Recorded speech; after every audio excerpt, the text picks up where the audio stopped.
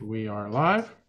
Welcome to Worldwide Slot Car Chat on Zoom, number 184. I'm your host, Greg Galb, and we got the gang here with Big Dan and Phil and Gaza and Michael and David and J-Rod and John and Luff and Wayne and Ed and Dewan and Don and Garth and John and John and Jim and John and John. Let us talk slot cars. If you have anything you want to show and tell, raise your virtual hand so I make sure to call on you. And I'll try to catch you if you wave at me, but I miss pretty much every visual cue other than the hand. So let's start with John. What you got to share today, John?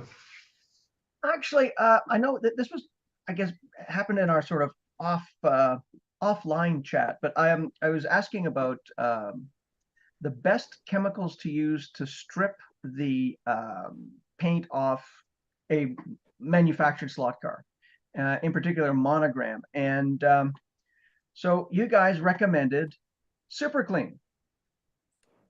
And I have to tell you, it was disappointing. It didn't really work that well. So getting on the old interwebs, another recommendation was actually isopropyl alcohol, like as pure an alcohol as you can get. And believe it or not, that worked a treat. It did a great job. And I'll show you what I stripped because this is for Michael actually. I finally managed to get both of these bodies and I had to strip them. This was like the sort of the first iteration of the 550 Spider by Monogram, and oh my gosh, look at the way it's gorgeous. It did such a wonderful job, as well as all the ancillary pieces. And then of course I had to do the James Dean version, the 550. So I stripped that as well. Again, the isopropyl did such a really good job. I mean, it was just like it was just out of the mold.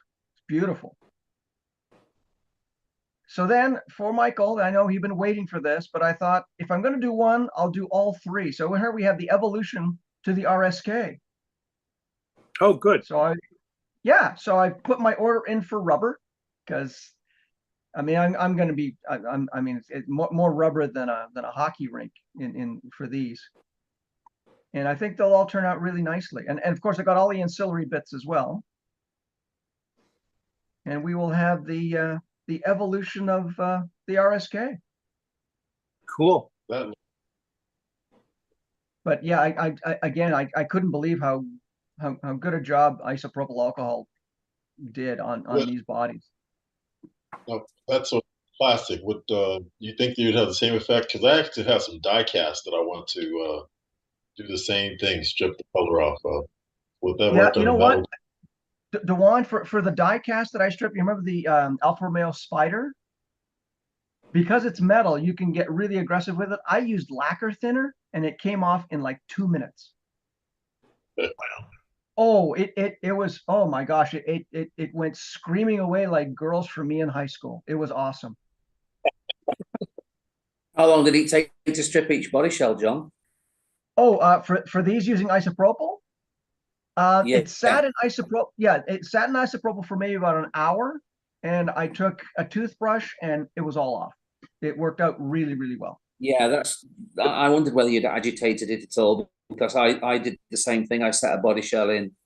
Only ever stripped one in IPA, and the next day I left it overnight. It was just a recent scale electric body shell, but it was the next day when I picked it out and I realised that it was hanging on in all the nooks and crannies. And then I just took a very soft paintbrush, agitated it, and it came right away. It could have been a lot quicker if I'd agitated sooner, I thought. John, did you And say these were monogram models?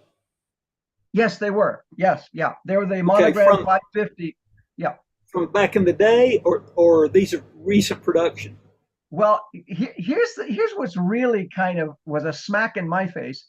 I thought, oh, these, because they're still relatively new to me. I looked at what they were made in 2004. These things are 20 years old. Yeah. It's like I think I'm going to do a video about this because someone sent me an email and asked me all about my vintage slot cars on the show, and I went, I don't have a lot of vintage. And I went, holy crap, yeah, they're like 25, 30 years old now. Unbelievable. Now, you said you got 99% alcohol. I had trouble finding 92%. Where'd you get 99%? Hey, welcome to Canada, son. It's cold up here.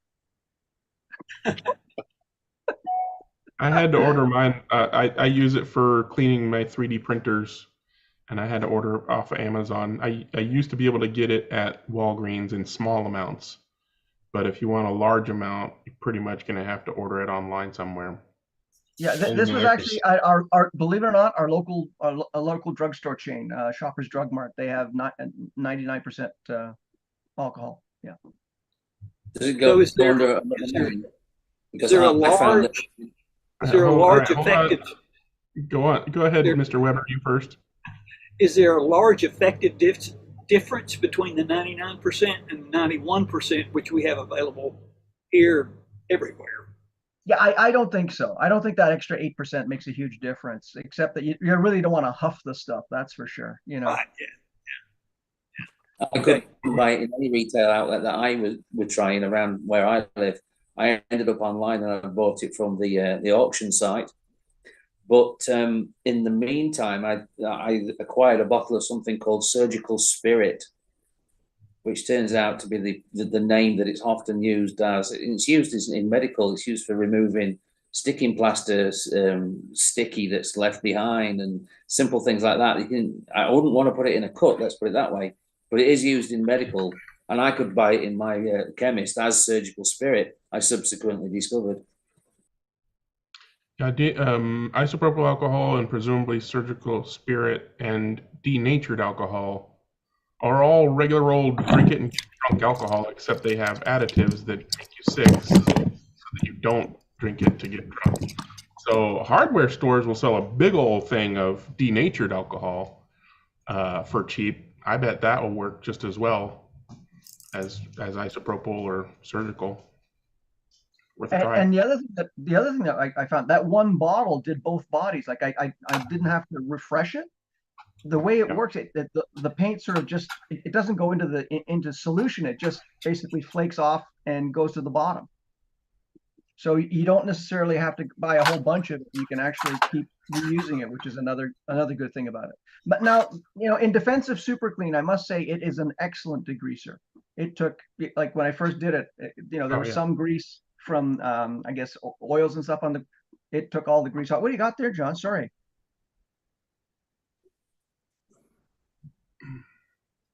That looks like the 550 die cast. Hold it up. There you go. Oh, nice. You're muted though, John. We can't hear you.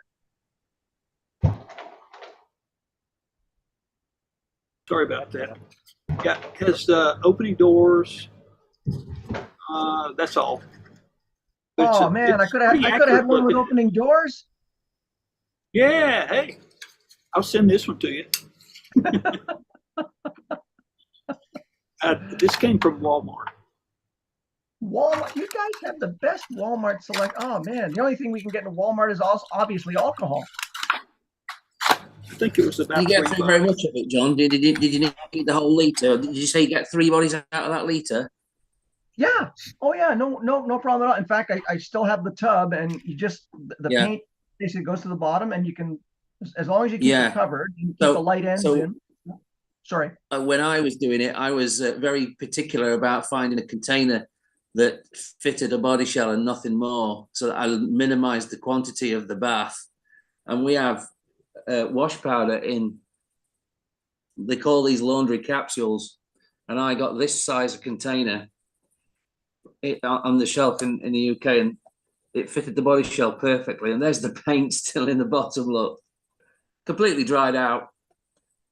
Well, that's what I used. Perfect fit for a slot car body, I found. And that was handy. Nice. Yeah. No, I used some really inexpensive. I guess it would have been like used for a sandwich or something for your lunch. That's like Gladware. Yeah, like a Tupperware kind of thing. Which now, fair warning, if you're going to be using limited use. Yes, exactly. And if you're going to be using Dewan, lacquer thinner, please use a metal container or glass container, because that thing will eat through. Oh my goodness, it'll be it'll eat through like me at a buffet. You don't want that. No. Lacquer thinner's bad for vapors too. The vapors. Oh from lacquer yeah. But my goodness, does it work? potent Yeah, stuff. yeah. And for the chrome, I ended up using Easy Off, and again, it worked in seconds. It worked so well. Nice So job. that's it. All righty. Thank you for that show and tell, Mr. Kit. And let us move on to Mr. Maurer. What you got today, Mike? Oh, I have. Let me see if I can share. I got some pictures. Come on.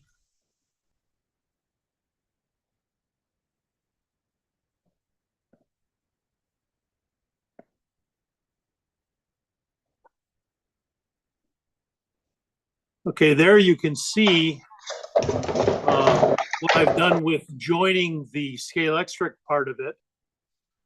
And if you look closely, you can also see where I've cut drill holes. Sorry to interrupt you, Mike, but let's preface this to everybody who doesn't already know. What you see in the center of the screen is a modified but 3D printed adapter, originally created by Johnny's workshop, and uploaded for free. And I did some minor modifications, then printed it out for Mike, and he has put it into his Polycar track with Scalextric lane changers. Sorry, go ahead. Okay, thanks for that definition there. Anyway, I joined it with the brass strip. It's a 1/4-inch brass strip. Just drilled 2 holes in the side with the adapter plugged in as tight as I could get it. And then on the other side, I drilled a couple holes after carefully measuring and checking the distance on the Polycar track for the clips that are used for the Polycar track, which are,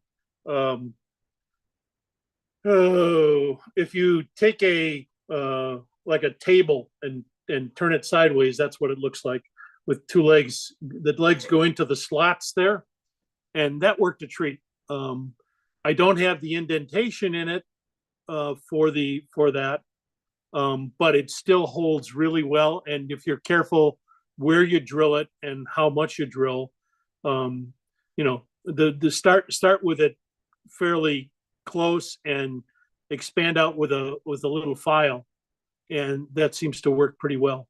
And it actually worked well. The distance, in order to, the length of the adapter, in order to make it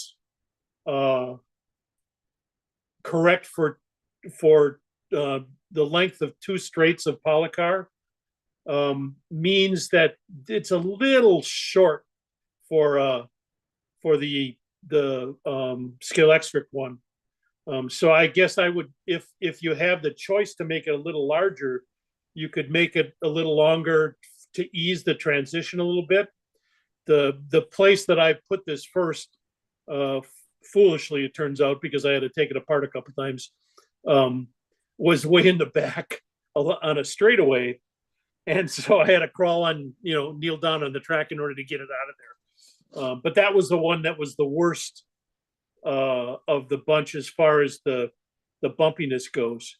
And these will work really, really well, I think, overall, for transition between Polycar and Scalextric. And that way you can keep it, the surface is really pretty smooth. It's similar in texture to the Polycar, so it works pretty well from that standpoint. And I think it'll work pretty well. So the only thing that I guess I would do is, when I had a little bit of trouble with one edge of one of the lane changes was a little bit squeezed, so that the slot was a little too tight, and the transition was too abrupt, and the guide caught on it. So I basically just put a screwdriver in there and slanted it a little bit, deformed the slot there, since the electricity is being carried by the top by the electroconductive adhesive tape and copper tape that's on there. So you don't have to worry about the pins fitting. You just have to worry about it staying tight and solid. And it's actually pretty solid. The particular tape that I've got is really, really thin and hard to work with, and ended up ripping a few times. It's not the neatest thing in the world, but it does conform really well to the areas around there. And it conducts fine. There's no problem with it at all. So that worked out really well. So all in all, I'm pretty satisfied with it, and hope to do some more. I'm gonna ease the transition. The previous, I think I've got a couple of pictures. Yeah, the previous one you can see here, with the Ninco adapters. The problem, it works, but the problem is it's really, really bumpy because the rails of each, both Scalextrics and Polycar, are so different in height, and the Ninco is even worse. That's raised even more, that it becomes critical in there. I probably could take a belt sander and thin it out, just run the belt sander over the top of it and ease it there, and then use the tape for conductivity if there's any problem with that. But I think probably I will use the adapters instead. That seems to be a better solution to the problem. So you can see behind the place where I pulled the 4 sections out of there, and you're going to have to tape it to the next section of track. You're going to have to use the copper tape to tape to the next section. So you're going to have to build it in sort of a piece. You can do it with a curve. That would be no problem at all. You just have to make sure you do the tape. In fact, I didn't take any pictures this morning, but I used some of the tape on a curve there, and that felt really well too. So there's one place where my previous adapters weren't conductive enough, even with pins in them. So I used the tape over that, and that worked a treat. So that worked out well. So anyway, I'm really chuffed that worked out. And, I will do the please, sir, I want some more thing. And thank you, Greg, for sending them. Yeah, once we figure out the ideal links, and This- we'll get you some more of those. Are we gonna stretch the adapter pieces, Mike, so that they add up, so you don't need a full straight in and out? Oh, I still don't need a full straight in and out. I could take those full straights out of there and use a curve if I wanted to, or whatever. It didn't make any difference. Yeah, the length of the Scalextric digital lane changer and the 2 Polycar adapters at each end is the same in this version, is the same as 2 full Polycar straights. So it basically takes the same space as a Polycar lane changer would currently. Yeah. I'm just trying to think of a way to ease the abrupt width change. Yeah, that's what he was saying earlier. He wants to maybe do it so that the total length is 2.5 straights rather than 2 straights. So each adapter can be almost twice as long as it currently is. And the original model was about that length anyways. So. Yeah. All right.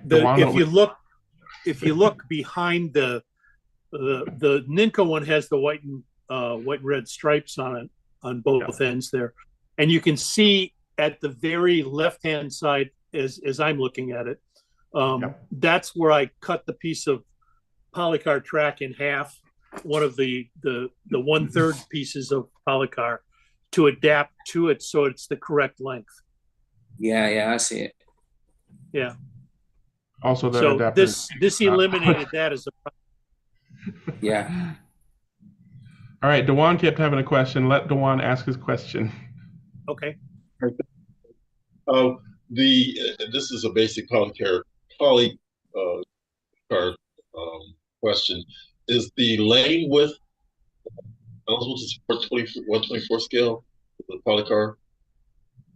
They did not design it for 124 no. scale, but I think you could race a lot of 120. You can race some 124th cars on Scalextric track. Some of them. The wider ones don't fit side by side.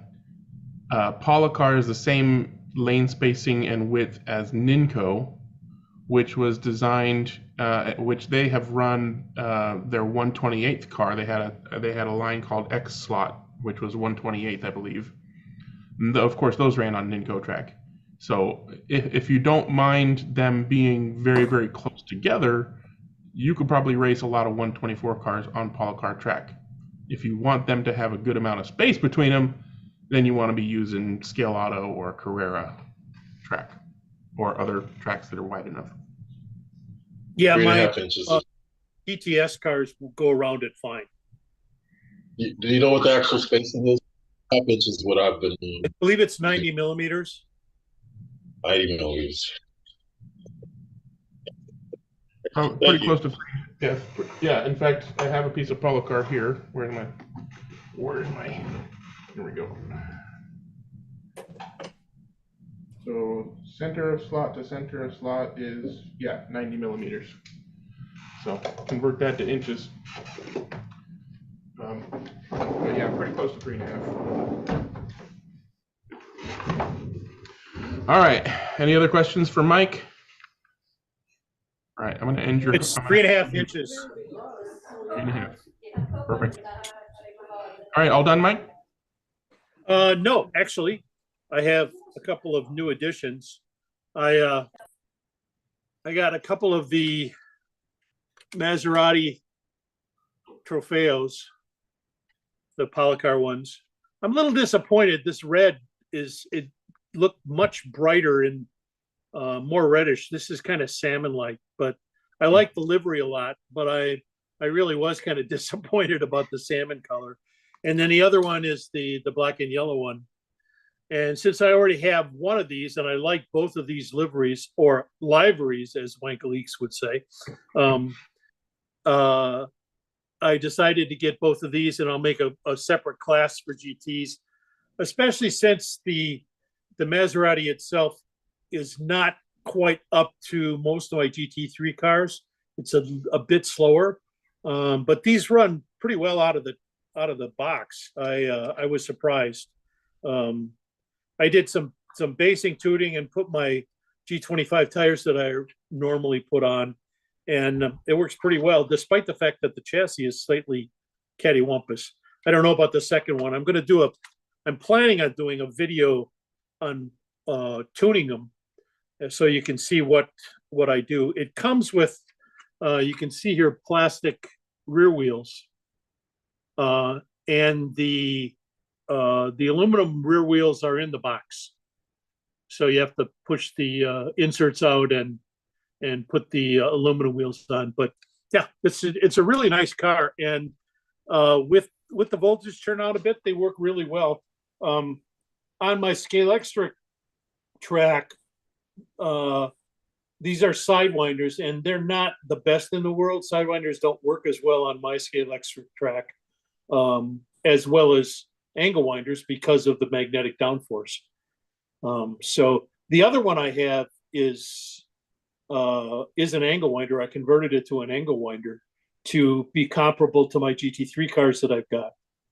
And I'm going to see how the angle winder works compared to these, but they're decent cars. I really like them a lot. Long and not really, really wide, but decently wide. And they handle decent, and they have standard slotted motors, so they're powerful enough for sure. But remains to be seen how I can improve them, because I can't leave things alone. We know. I'm seeing weight, suspension. Actually, that is kind of interesting. One of the things I want to do with the video is explain how I weight them, how I weigh them and get the weight up front, because right off the bat, I could see that it was 6248, or 38 rather.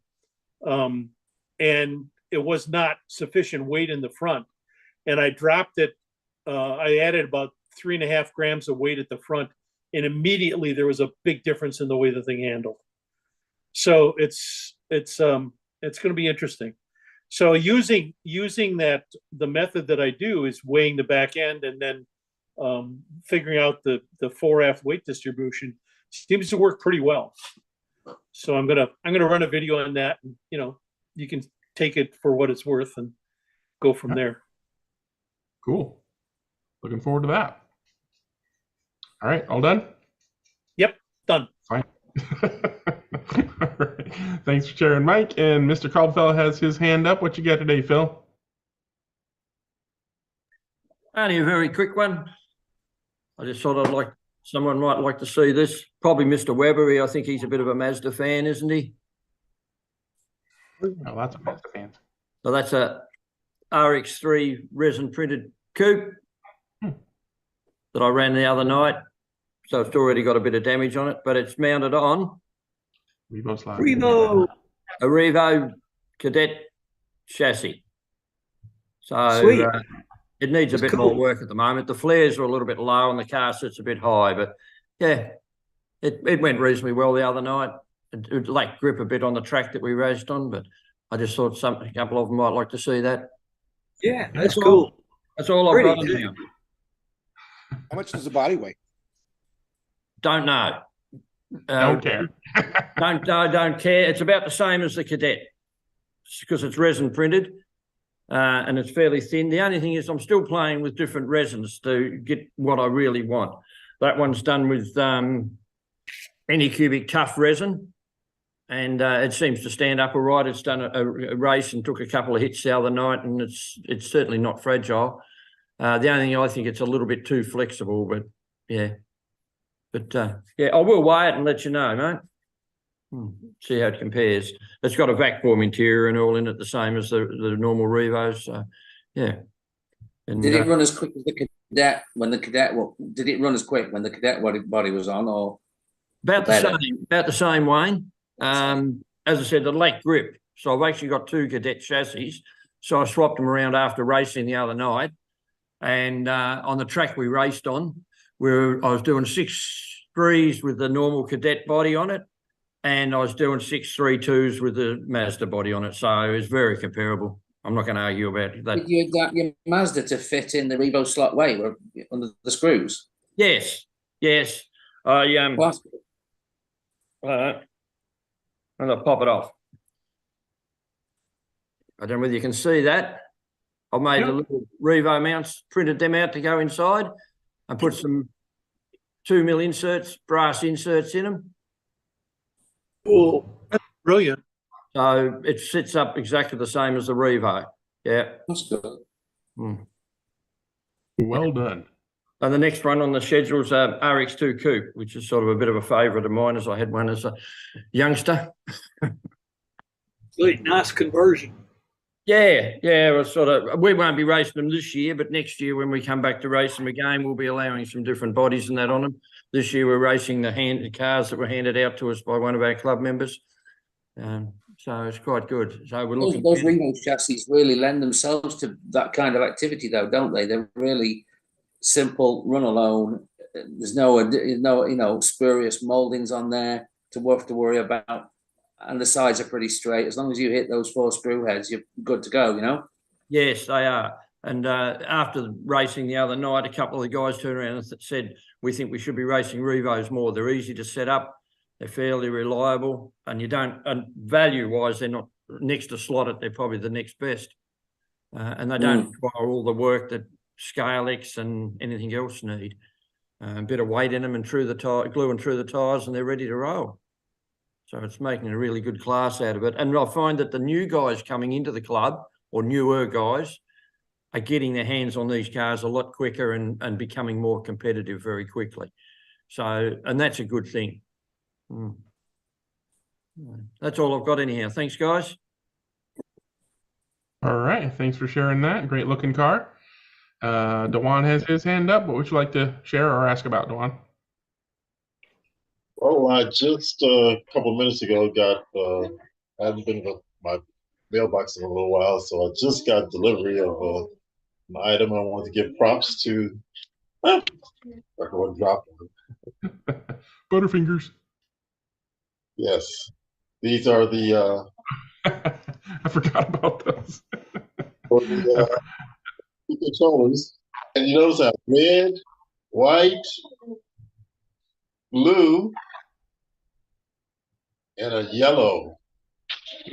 And that got me thinking, well, my track lane colors are red, white, blue, and black. No. I guess I should have asked, but red, white, blue, and yellow are the pretty much the standard 4-lane colors. So I have two SCP-3 controllers, and I was going to go get a couple more after I got them all.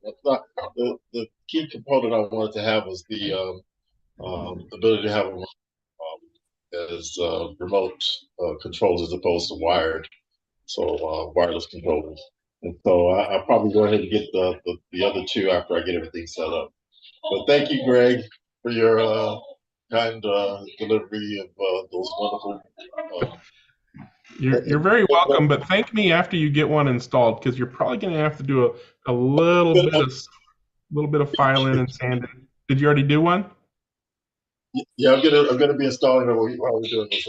But the key thing was the rubber insulation, rubber comfort, I guess, on the dual trigger came off on both of these. I still have them, but glued them back once before, and so this is before I did the 3D printed ones, I used shoe goo to stick the rubber things back onto the original triggers. But yeah, it still doesn't last very long. That's basically the reason I did a 3D printed version, is because of that issue. But yeah, get out an emery board, because you're probably gonna have to do a little bit of work to get those on. But not too much. And a pair of pliers, a little squeeze. Oh, and maybe a little drill for that screw hole, because you don't want to force the screw through it, otherwise it'll split the print. I was work with that, so that works. All around. All right, well, you're going to show those off at the end of the show, okay? Okay. Right now, just start us. All right, thanks, Dewan, and you're very welcome. Enjoy. Does anybody else have any show and tell they want to share? You can wave your real hand, and I'll try to catch you. Otherwise, we'll move on to other question. Sure, go ahead. Hey, I don't see Dennis on here, but we're racing this weekend for our club. We're racing the F1 NSRs, and I have mine here somewhere. Oh, I think I put them up. But the back screws on the motor pod, not the motor pod, but I guess it is the motor pod. There's a choice of putting the screws on the far back or kind of in the middle in the back. And I have two F1s, and I have them set up differently.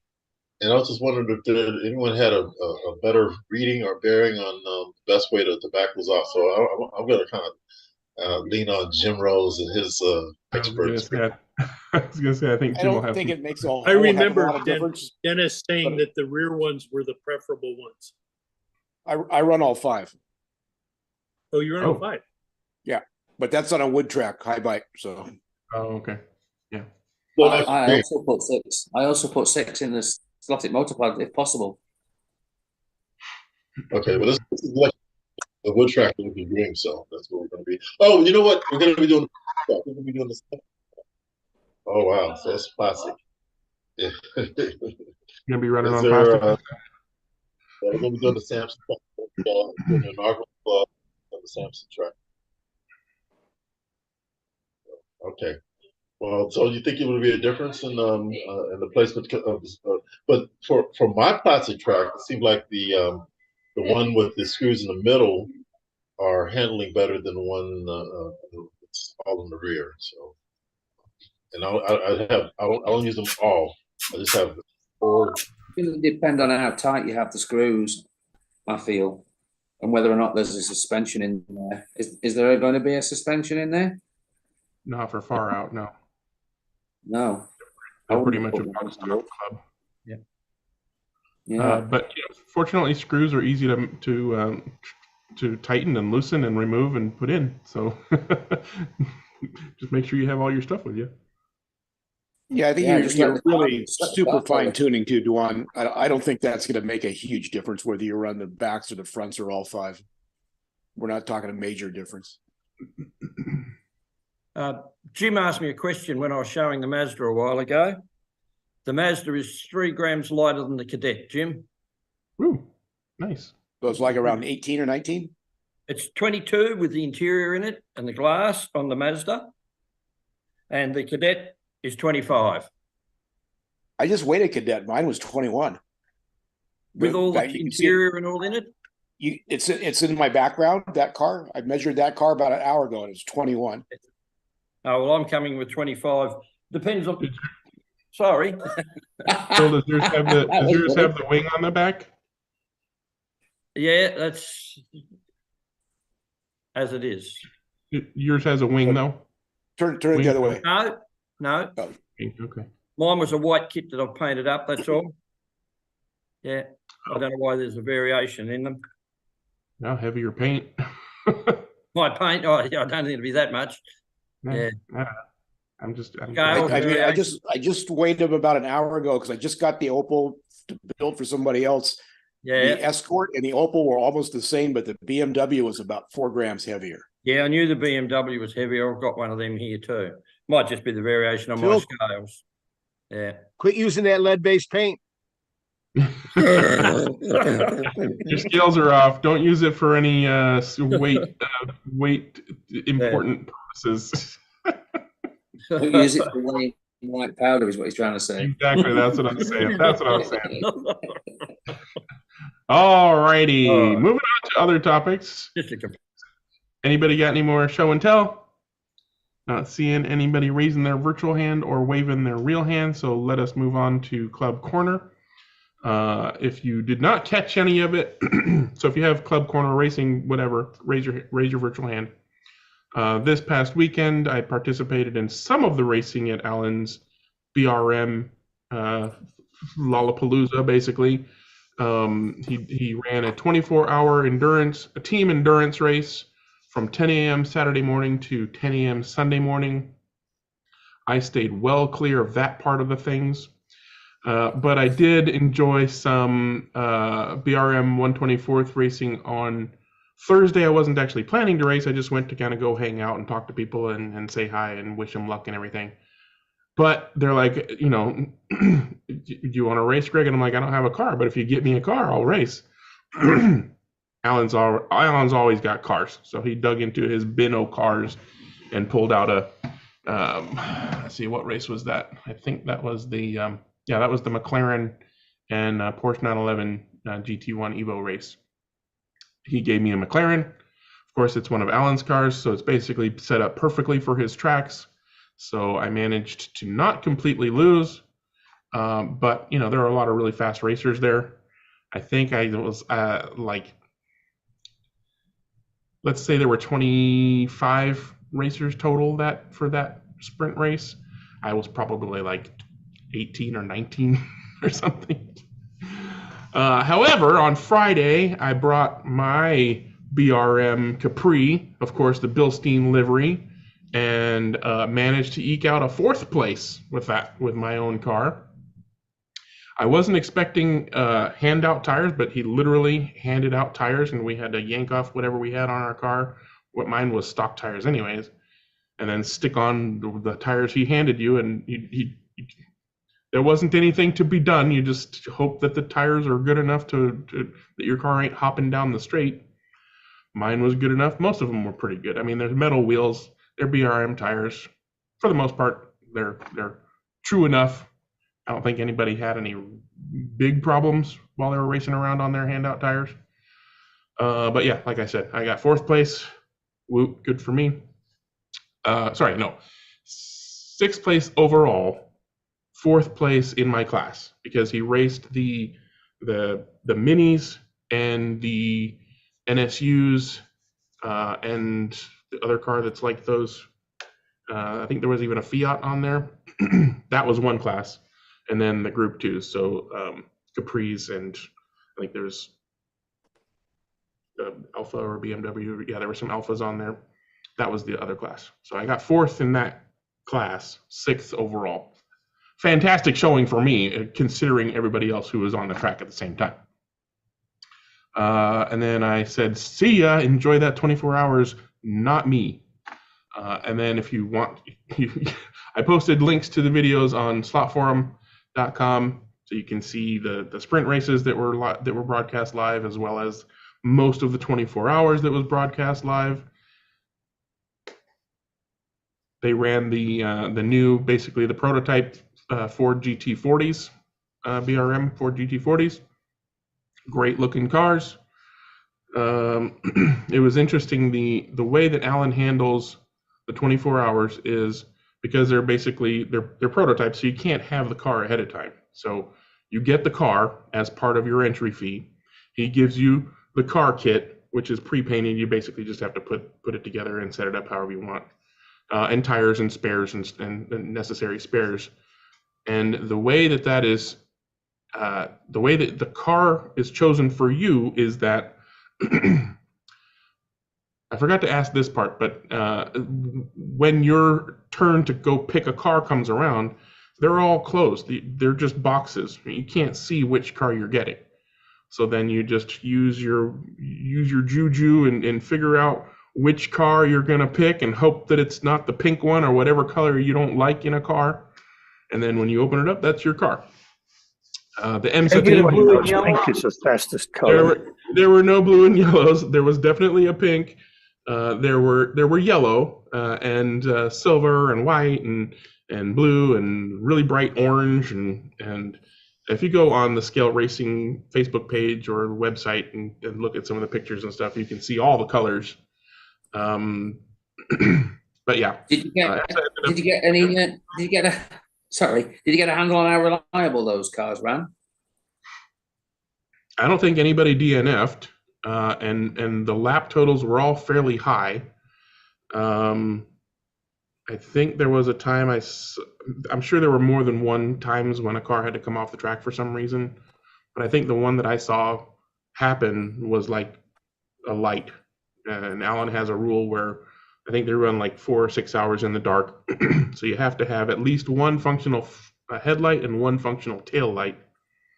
Yeah. So if both of either go out, then you've got to take your car off the track because you're not getting laps.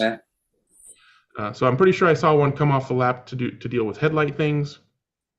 Most likely there were some braid replacements because it is a braided track, and that much racing is going to wear through braids pretty quickly.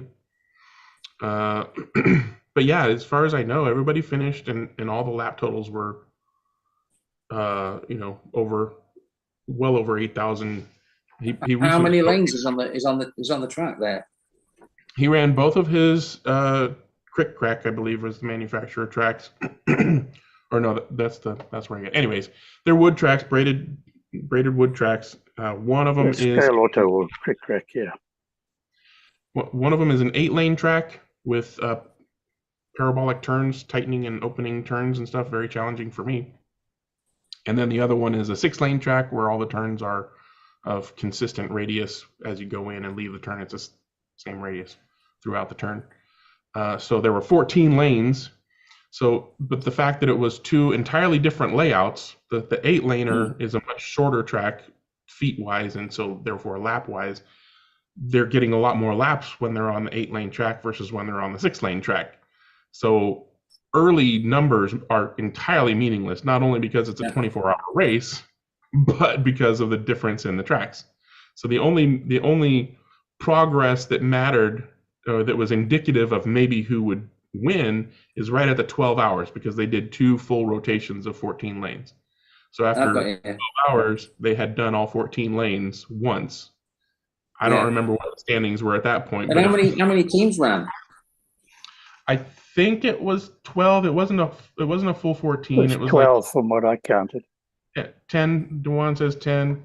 Somewhere something like that. 10 or yeah, 10 sounds right, because I think when they started out, the 8-lane was full and there was only 2 guys on the 6-lane, and then of course that filled up every subsequent heat, because the guy in lane 7 on the 8-lane would move over to 9 on the 6-lane. Yeah, good time. So the team you don't want to be is the one that always moves to a lane that hasn't been used for the last stint length. I mean, yeah, it'll be a cold lane, but it doesn't take long. I mean, his tracks are both super rubbered in, and there was plenty of practice ahead of time. I don't think cold lanes were an issue, really. But no, it's usually just the general detritus of dust and what have you. Yeah, that's what I mean. That's what I mean can by affect the lane. Doesn't always. I've done events where lane rotation has been an issue, and we've had to make a mechanism in so that the empty lane is only occupied by a given team once during an event. Yeah, that's what I meant. Each team gets to go into a lane that wasn't used for the last stint. But with that many lanes, gosh, how long would he need to be? 4 hours per lane? 3? 24 hours less. is over 28 lanes. Yeah, so basically each stint was 51 minutes, and then they had the lane each time. And then you do that twice in each lane, so you're talking nearly 2 hours per lane, aren't you? Yeah. Yep. Sounds fun. It was good. Yeah, it's a good fun event. I've done one of those, and the BRM cars are pretty reliable. It depends to an extent on the particular chassis designs, because some of them have little wrinkles in their design that makes them more susceptible to reliability issues. I don't know about the latest ones, but the earlier ones had a funny, wonky kind of way of mounting the guide tongue at the front with a set screw that always came loose, and that was a problem on the 512 Ferraris and the 917 Porsches. But I think these latest ones are a lot better. Certainly when we ran the Trans Am cars, they ran pretty well all the way through. With regard to that event format, there's one aspect of it that I really like, and I didn't mention, and that is the fact that the cars are handouts. Yeah, they're all the same. They're all the same. You can't have done all kinds of testing and tuning and stuff ahead of time. They did have the results. That did happen. I think the handout happened on Thursday. So they had basically most of Thursday and Friday, and a little bit on Saturday to do their assembly and testing and tuning and tweaking and stuff like that before they had to start the race. But as I recall, you're not even allowed to bring a tire truer into the store, right? Well, I didn't get in trouble for bringing mine in, but I wasn't truing anybody's tires. But yeah, he has some very strict rules as far as level playing fields are concerned. So at least that's the intent. Yeah, I've done several events that 24 hours. I did a HO one where you were given a box of parts from one chassis, and then you could choose your axle from several, because you would probably need to use a couple of gears during the 24, and there would be, I don't know, 6 pinions in there, and you would get through several pinions during the 24. And same with motors.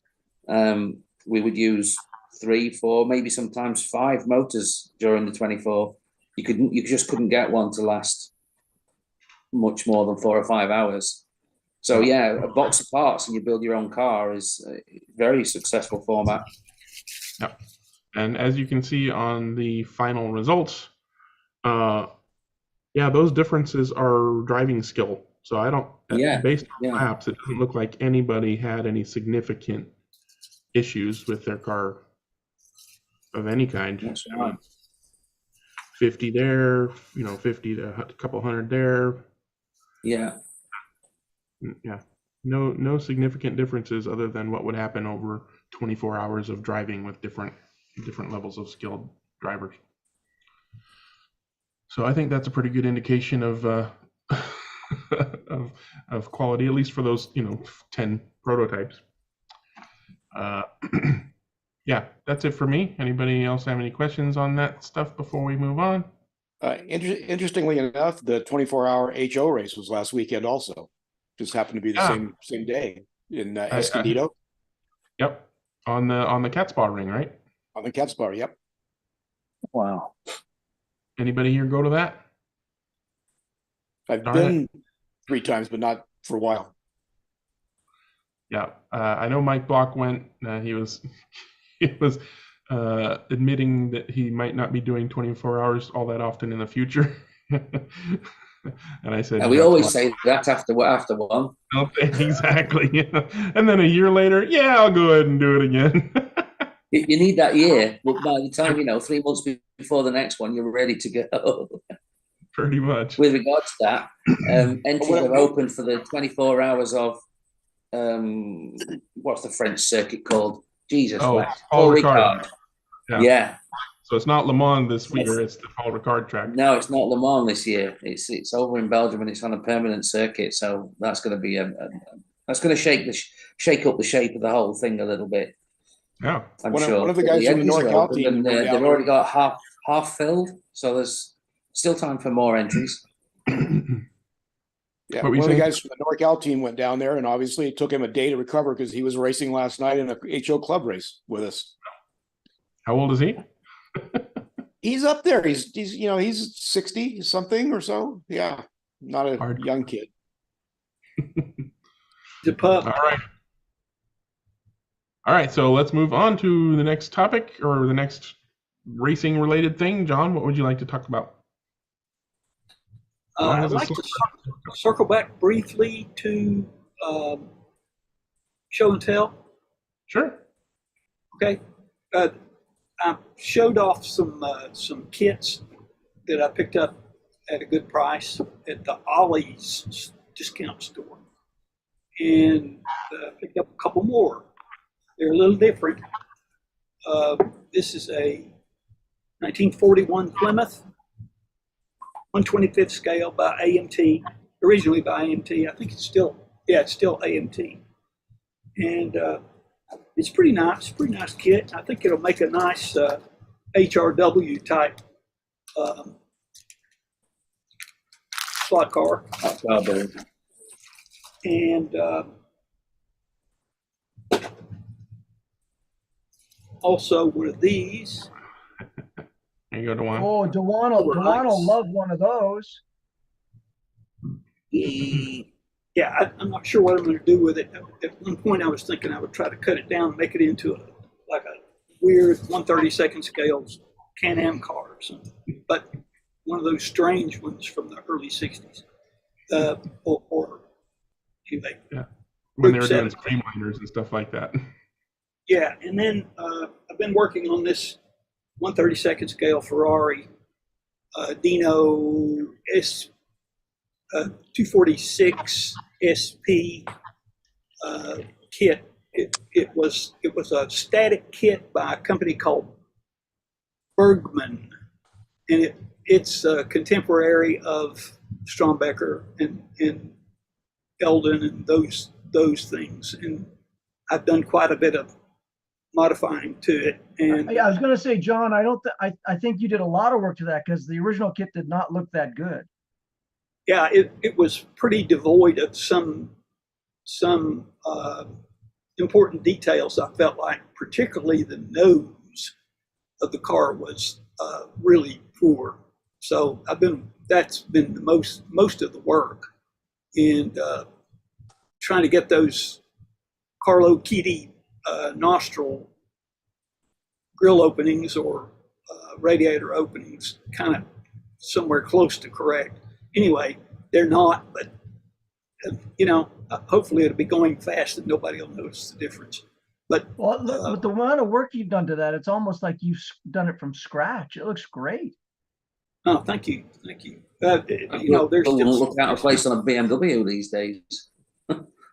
Excuse me?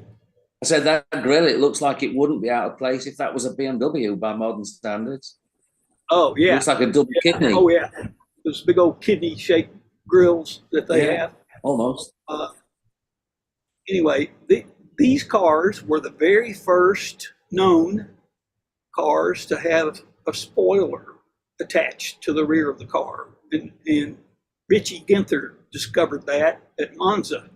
They were racing these at Monza, and he was practicing, and he couldn't get the thing to turn or stay on the track. And somebody had the idea of putting the spoiler on the rear, and they tacked one on there with some rivets or screws or something. And the rest is history, as they say. Yeah. Anyway, that's all I had. Thank you very much. Good looking. That is the kit that I used for my one that I gave to my friend. So that is exactly the same kit that I used. I just put on H&R.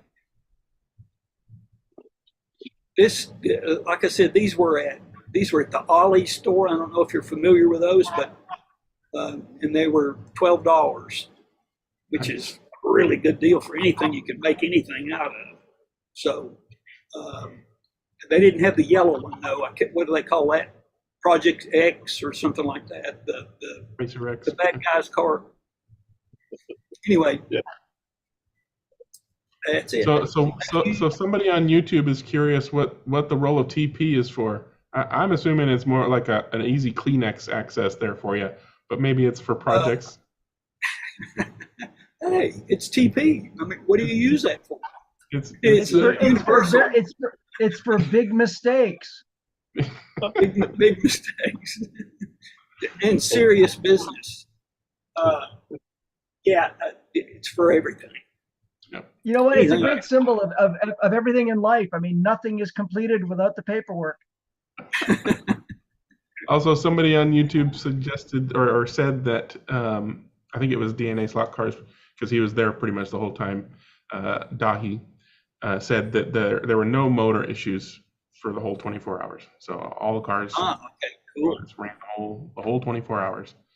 And I think there might have been maybe some gear issues from cars hitting the floor when cars did not stop at the right time or got hit by another car that didn't stop at the right time or slow down at the right time. But stuff happens. That's the way it is. Yeah. But yeah, pretty good performance it looks like.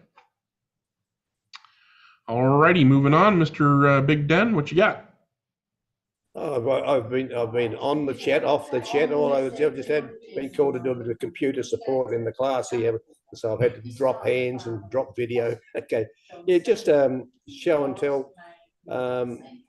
It's not my work, but we had a chap turn up at our Friday night race meet who he actually raced on Dave's track some years ago when it was owned by another guy.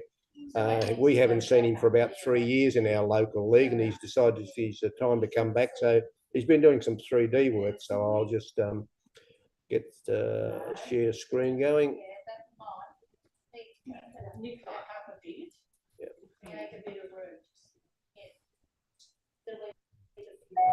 Okay, how are we looking? Okay, good.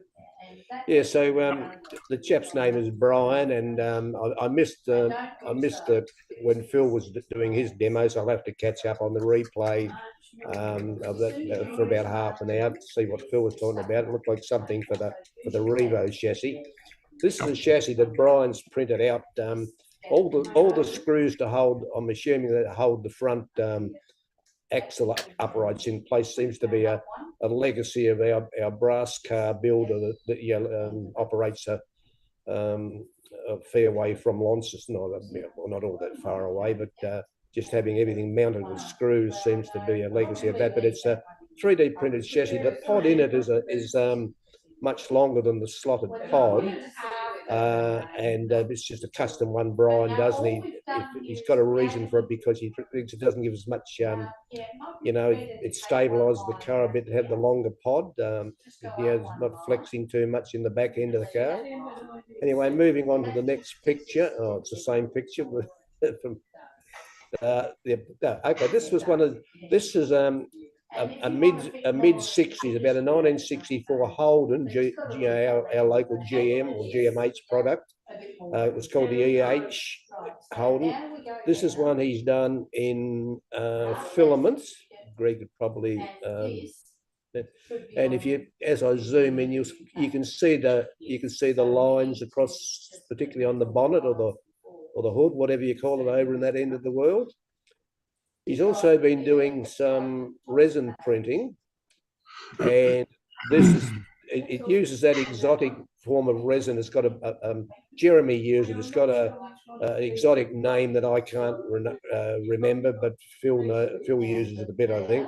But with this resin finish, it looks like it's just about ready for the paint shop.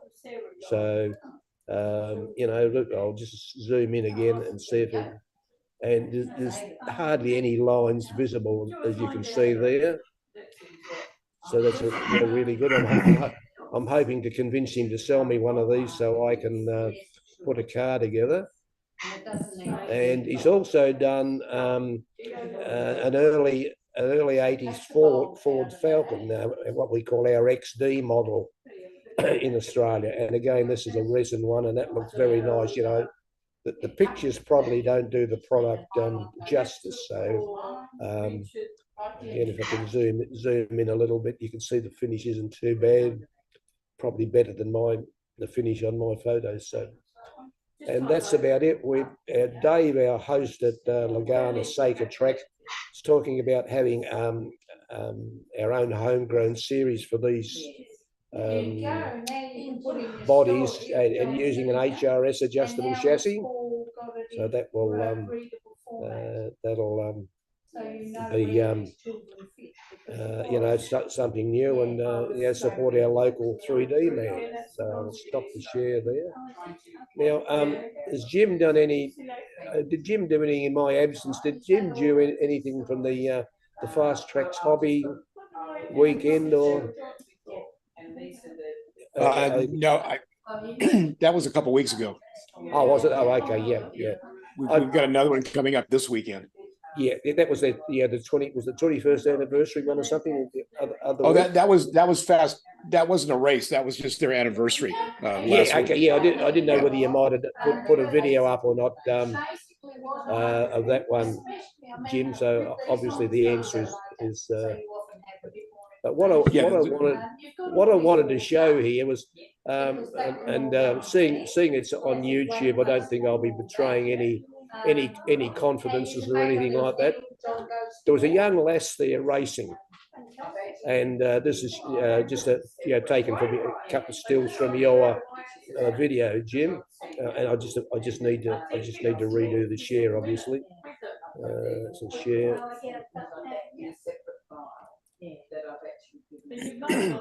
And I'm absolutely sure when I watched the action this lass got on in the video, she definitely must be channeling Eddie Shawra. I mean, when you see it in the video, it just looks like Eddie Shawra's actions, you know.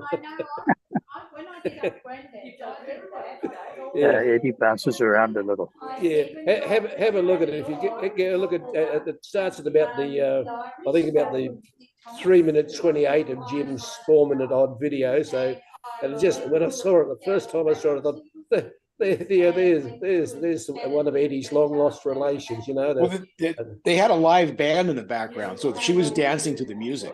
Oh, was she? Yeah. Well, it was just fortuitous, you know. She did the Eddie. So, yeah. So I've christened her Edie. So yeah, that's all for me on the share, and what's it, the share and tell. That's it. Yeah. Okay. All right. Thanks for sharing, Big Den, and be sure to hit that mute button. The YouTube's had some additional commentary. Mr. Sisto is on the YouTubes rather than joining us here, and he says to Dewan, Far Out only allows 3 screws, so you're gonna have to choose the back 2 or the middle 2 for your other 2 screws. And also somebody was wondering if anybody knows, and this might be a thing for people to comment down in the comments later, but does anybody know of any slot car clubs or groups or people who invite people over to play with slot cars in the Western Kentucky, Western Tennessee, Southern Illinois area?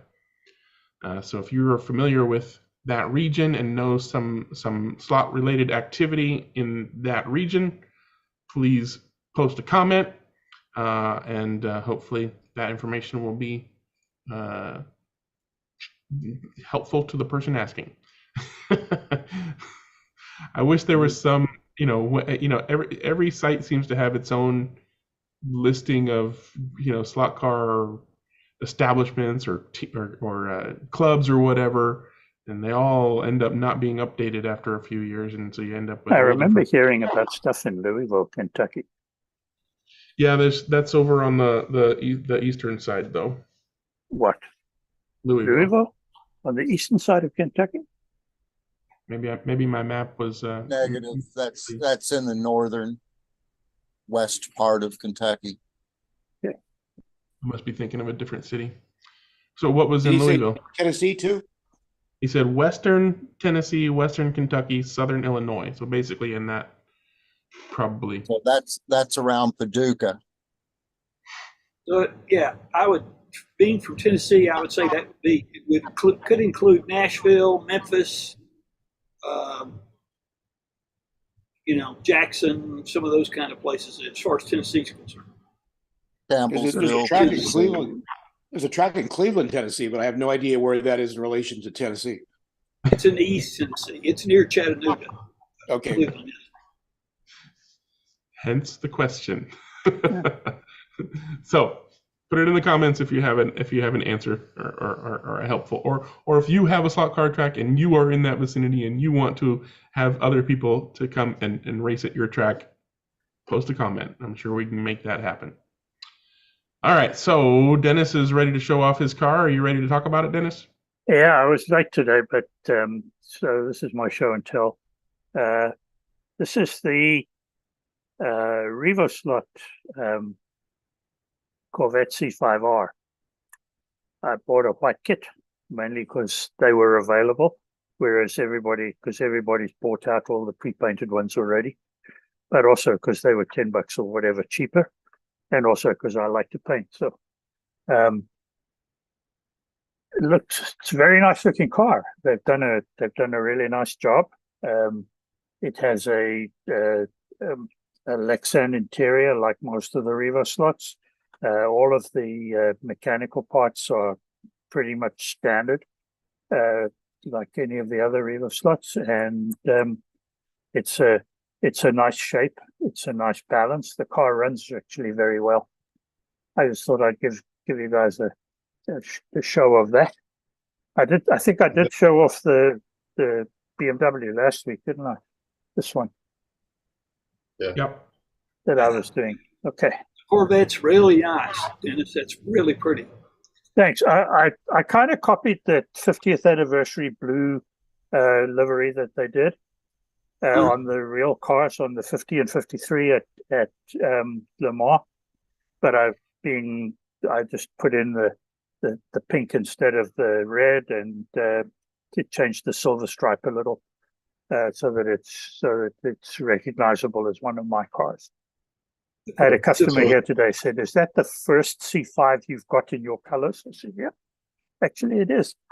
Yeah, I have probably another 7 C5s of different makes, but I've never actually painted one in my own colors."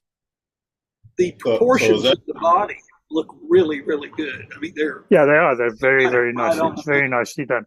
It doesn't quite have the dent in the or that depression in the roof that some of the others have managed to do quite well, but in general, it's pretty good.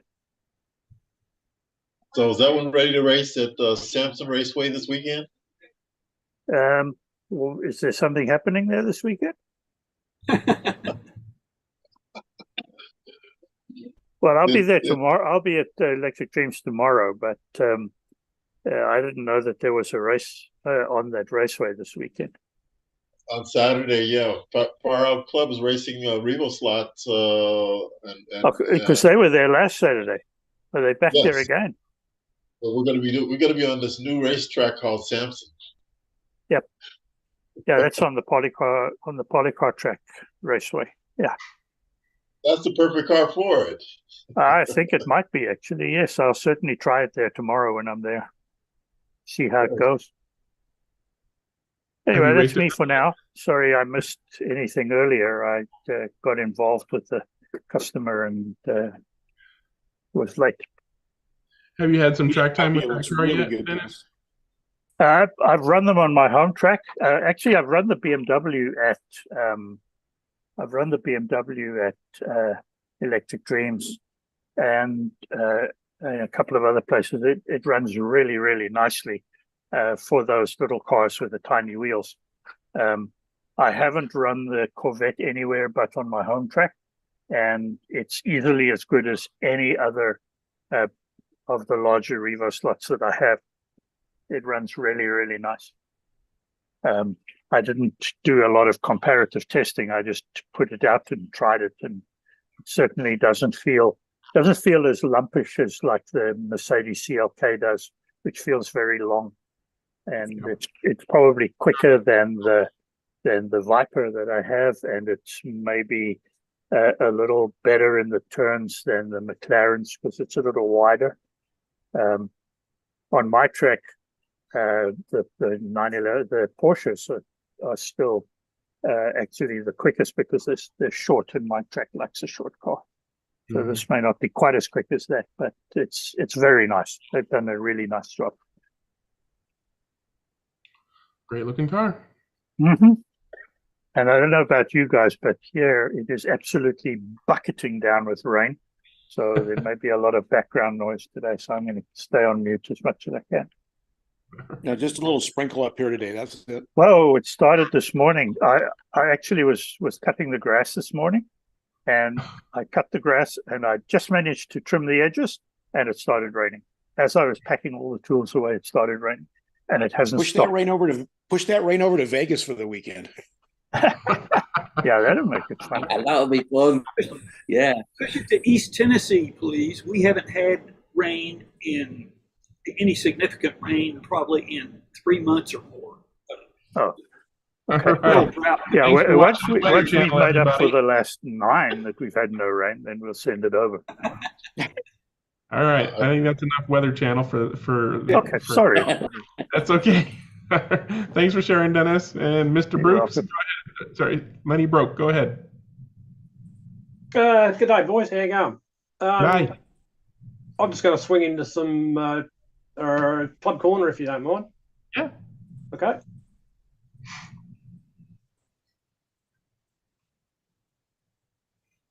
So hopefully you can see that. Yep, I think you can. Yep. So there's our first up. There's the promotional photo I do every week for the boys, so they know what they got to race. This was the final round of our Spitfire Points series for the year. So otherwise known as the Sheep Station rounds, because everybody takes it very seriously, and we're all racing for sheep stations over here. So we had what we call modern GP, so any sort of wings and slicks type open wheeler from the 80s onwards. We also had modern GT, which is fairly self-explanatory with the Corvette there. And we also ran a round of our V8 Supercar series, which is our indigenous touring car type racing. Probably the American equivalent would be NASCAR, I guess, these days.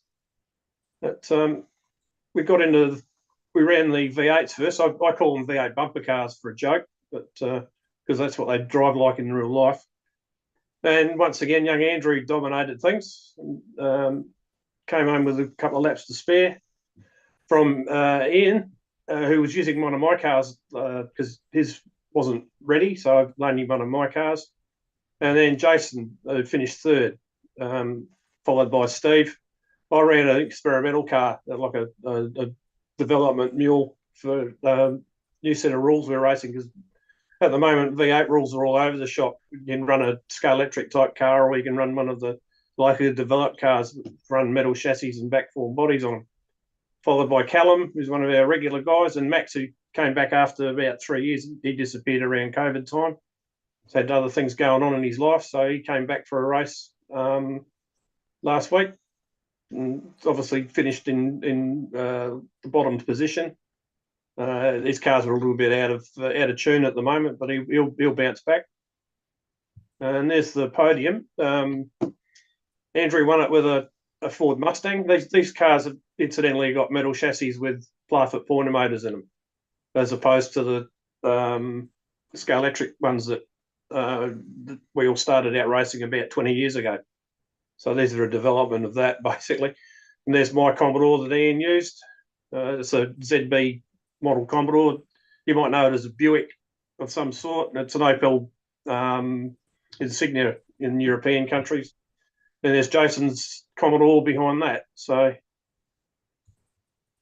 Next up, we had Modern GT, and Andrew's won that again at a canter. He's won it by 4 laps this time from Ian, and then I've managed to pick up a 3rd place, followed by Jason, Steve, Callum, and Max, again taking the bottom step. And there's the podium. Andrew used the NSR, Mercedes SLS. Ian used the Aston Martin, once again NSR, and I had an NSR C7R. And then we moved on to Modern GP. Andrew cleaned up again by even bigger margin this time. And he managed to go sub 6 seconds for the track. That's not far off the lap record for this class. And Ian finished 2nd, and Jason picked up 3rd. So he had Ian and Jason had pretty good nights. And then Steve, Steve Lambert, myself, Max, and then Callum. So there's the final podium. All 3 cars took a fair bit of accident damage. You can't really see it there, but Andrew's car lost its nose and front wing. Ian's lost the rear wing, and Jason's went over the fence a couple of times. Things a bit of a handful for him at the moment. He's slowly getting it right, though. And obviously, they're all NSRs. The first 2 are the 89-90 series, and the 3rd car is the more recent ones with the halo. It was like 2022s or something. It's 22. Yeah. So that's about it for Club Corner. We wrapped up the point series. Oh, I forgot to put a photo of that in. It doesn't matter. But Andrew won that by a big margin, and I finished 2nd, with Jason picking up 3rd towards the end there. A couple of the guys missed rounds. We actually dropped. Andrew and I were the only ones to do all 30 races in the series. So we opted to drop our worst score, and we still finished in 1st and 2nd. So that plan didn't quite work. I was trying to get a couple of the other guys up onto the podium, but it didn't work. But there you go. So that's the end of our points series. We've got a couple more races to go, and we've got our Spitfire 500 for LMP cars coming up in a couple of weeks' time as well. So I'll do a report on that. And that's about it for me, I think. So I'll get in. Thanks for listening. Interesting to see someone using an Aston Martin in the GT class. I personally think it's been kind of overlooked by a lot of people that NSR Aston Martin is a really, really good car. Yeah, they've been overlooked somehow. Certainly here in Southern California, nobody's really tried. And Ian uses that car to good effect, actually. And one of the other guys a couple of years ago ran one of the Astons in the 500 and actually won it by a good margin. Mind you, they'd put a BRM pink can motor in it, so it was quite quick. So out of the BRM Group C's with the pink wrapper on it. But yeah, so that's it for me. I'll get out your way now. All right. Thanks for sharing. All right. Big Dan put his hand up. What, you want to circle back on something, or? No, I'd like to circle into Club Corner, if I may. Take it away. Okey-doke. Well, first thing up, we won't be inviting Andrew from Adelaide over here if he's going to dominate the racing, so he can forget about getting an invitation from Tasmania. So, but we did have some racing last Friday night, and I'm pleased to report. Pleased to report, if I could share the screen to start with. Pleased to report we had 8 people racing Friday night for the last 2 races. I didn't make it, so that's our best Friday roll up for since we've been going, I reckon. So that was great. Brian, the guy whose 3D work I showed earlier, was out, raced his first night. So we started off with the 2-litre, under 2-litre Revo cars, as their normal custom. Our host Dave noticed in that picture, because I didn't race, there were no BMWs racing, so they were all either the Opals or the Opals or the what's it called, Alfa Romeos, and so, one Escort. Oh, was there? Yeah, oh, there was 2. Sorry, Dennis. Yeah, it's just out of shot because I've got the panel with the participants blocking it from me here. Yeah. Okay, so moving right along, just to the. Oops. I keep losing my Zoom screen, but what I'm going to do here is move to the next picture, which should be the results. Yeah. And Dave has sort of got this, since his mate Coxie hasn't been coming in recent time, Dave sort of pretty much dominates this class. He's curiously enough in his cars, he's still running the original 12-tooth pinion on some of the cars, so and getting good performance and good handling out of them as well. So he's just got that quicker speed with the running the 2-to-1 gear ratio.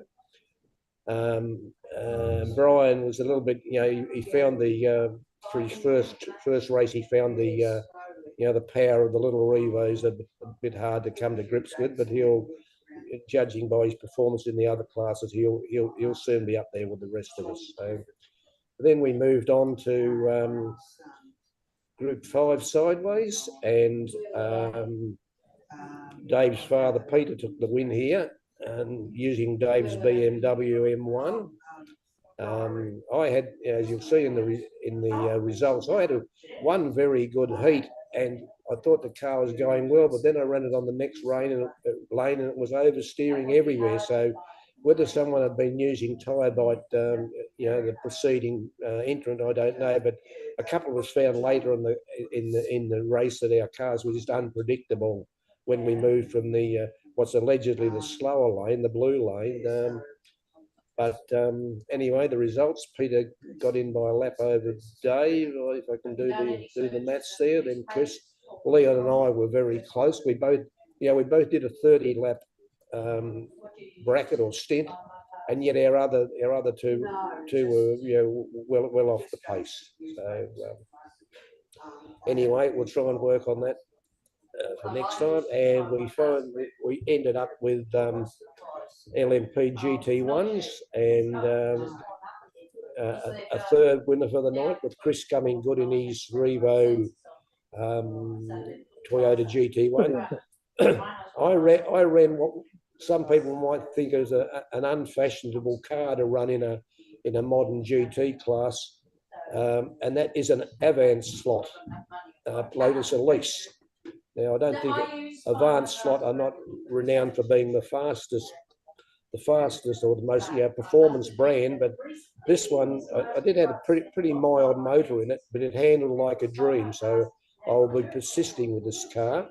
Also noting that you won't see it in the picture because the car's not there, but Bart, who had a bad night with, as you'll see in the results, running down the tail of the field, I loaned him my inline Avance slot Porsche Spider for one of the 3 heats, and he was getting times down within 1/10 of the outright lap record with that car. So there is a bit of potential in Avance slot cars. So as I said, I'll be doing a bit more work with this. So, and there, Chris clear winner, but I got to the stage where I could, I was in the last bracket, and there was no way I was going to catch him. So I just drove fairly conservatively and to make sure I got the second place. So I was still clear of the others. You can see some of the others had patchy results, but Brian got up a bit closer to the sharp end there in the third race, and I said he's going to probably be a handful once he gets his eye in on our track and gets his cars back in tune. So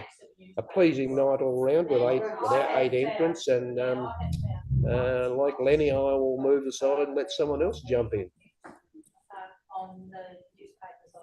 All righty, thank you very much for the share. And more hands have been going up. So Jim Rose, take it away. Okie dokie. I guess in the Great Minds Think Alike category, we ran some of the same classes that you did last week. Great cars. So we ran the Revo Slack Group 2s. That was our first class. And it's the second time we've run them, and we're getting more and more. One of the guys that didn't have one gave me his Opal to work on, so I'm working on that one as far as the build. But we've got a good variety. We've got, I think the last time we had Alphas. This time we just had Escorts and BMWs, it looks like. So we've we've been doing really well with this. The cars run great. They're very competitive. They're very easy to build. And so it's one of the most fun classes I've ever run, I think, in 32nd scales are these little Group 2 sedans. So wasn't able to pull off a win with the BMW first time out. I loaned my Escort to somebody else. He did pretty well with it. So we had a great time with those. And just like Dan, we ran Group 5. So the M1s are dominating not only in numbers, but in who's running up front. It seems like there's still other cars running up front, but it's predominantly the BMW M1s. And my car is the BASF car, and I was able to get a win with that one. And then in the next class, our fastest class, well, F1 and GT3 are about the same speed on this track in terms of lap times. We're running in the 4.9 range with these cars and the F1 cars. These cars have more power because even though it's the same motor, we run the NSR F1s and we run the GT3 cars only with NSR motors, the same motor. But gears are open in the GT3, so they're a little bit faster, but they're heavier. But they turn the same lap times roughly. So we had a good grid. The Racer Sideways cars have been doing extremely well lately. People that have been running up front, and first and second in that with the Sideways Ford and the Sideways Lamborghini. Our last class was for F1, and we're speccing this. It's a spec class, so you run these out of the box, stock wheels, stock tires are open, but pretty much everybody runs the stock tires because they're very good. Except for me, I'm running G25s, which I think are better on our tracks. But spec wheels, spec gears, spec motor, everything else. We are going to open this up almost 100% certain, not 100%, but about 95% certain. We're going to open this up to Scale Auto next year. But we will require the Scale Auto cars to run the NSR driveline. So there's no benefit or hindrance between the motors and the gear ratios. So that'll remain spec, but you will be able to run the Scale Auto chassis if you want. I had a DNF in this race, one of those times, and we had a great podium. The track owner, Ted, won the race. And so we had a great race. We only had 8 people, wasn't a huge crowd, but it's a fun little track. It's modeled, I've shown the track before, it's modeled after the ISRA 24 scale Worlds track, even though we run it an opposite direction of what they do. But it's a great, fun little track. It's about 8 by 18, 4-lane. So it's a great track. So that was Saturday. And just real quick here, because it's not slot car, but because I couldn't stay away from racing on Sunday, I went to the Velocity Invitational at Sears Point, Sonoma Raceway. And they had some great stuff. McLaren brought, I think, 6 or 8 F1 cars, all winners. This is the Senna winning car. They had the Hamilton winning car. They had the Hockenden winning car. So these are all out of the Zach Brown / McLaren collection. So they all are winning cars. They had Lando Norris there driving one of them. Tony Kanaan was driving Senna's car. I think Pato O'Ward was driving one of the cars. So it was all the McLaren factory drivers, or factory drivers racing the car, running the cars. It was more of it was exhibition. They weren't actually racing. The Trans Am group puts on a great show. And I really like this shot because they got the 2 Mopars in the same shot. And so the Trans Am is kind of like the World Wrestling Federation. They put on a show. There were 5 cars that went over the finish line within about a second of each other. So it's staged, but it's fun to watch. I don't have any problem with it at all. And there were some pretty valuable cars, all kinds. There was a GTO there, this car. And then these guys are this is how you take selfies when you're driving a race car. So these are called the Ragtime Racers. They're all from the 1920s or earlier. Hold on, So Jim, hold on. You've got, old. sorry to interrupt, but you've got Garth driving there. That's Garth driving, isn't it? It looks like it, doesn't it? Yeah. It is Garth. So yeah, they have a great time. They go all over the country putting on exhibitions. There's about 20 of them. And they're all pre-1920 cars. So interesting stuff. Awesome. Very cool. Good miniature racing, good full-size racing. Thank you for sharing. All right, Mike, you're the last person with a hand up. You gotta unmute. There you go. Unmute yourself, Mike. He's working on it. He's not on the right page. I can't unmute you. I can only ask you to. There you go. That's 30 minutes. God, There we go. it was weird. Anyway, we had a good race week this week. We had 2 Formula One races. We did the 50s Formula One, the car tricks one. Well, 2 car tricks and 1 scale X trick. It was interesting. It was the car tricks one are both mid motors, and the scale electrics one is front motor. So we had to make adjustments as a result of that, because I now have a third Cartrix car, but its performance was so dismal at that point that I couldn't get it to work right. It's being worked on, different motor as we speak. And so anyway, we did adjustments in fuel and burn rate to compensate, which turned out we didn't need to, because Shiggy blew it right off the bat at the start and got a jump start penalty, and that put him way on the back foot and didn't help any better, because he was trying too hard to catch up and was off the track a whole bunch of times. But we had 3. I have 3 of those, the cars. I have a Gordini and I have a Lancia Ferrari. I think actually the yellow one was a Lancia. It wasn't a Ferrari at all. And then I have a Ferrari Super Squalo, which is the one that didn't work very well. And the Scale X-Rick was also a Ferrari, but an earlier Ferrari. So that was a good race. We did those. That wasn't quite as close.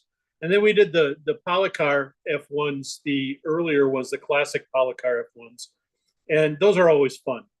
And we pick our cars by lot. We put them in a row.